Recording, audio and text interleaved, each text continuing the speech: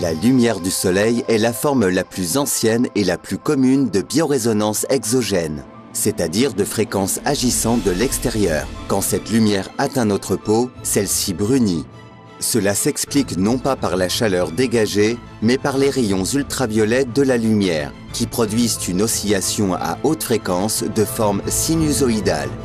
Ces fréquences sont donc en mesure de stimuler la pigmentation de notre peau.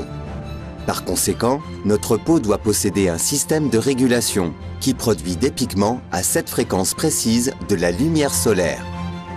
Dans ce processus, la pigmentation est seulement l'un des effets provoqués par les rayons du soleil. Un autre effet étant par exemple la production de vitamine D qui est essentielle à la constitution des os.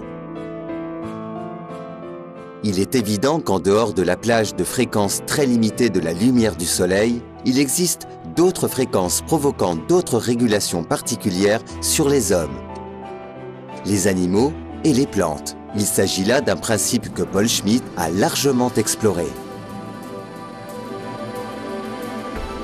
Cependant, il ne peut y avoir de résonance que lorsque des objets ayant la même capacité d'oscillation se rencontrent.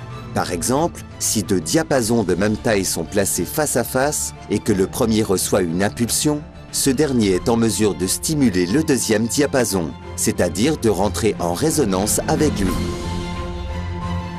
Mais si deux diapasons de taille différente sont placés face à face, l'effet de résonance ne se produit pas, car le deuxième diapason vibre à une autre fréquence que le premier.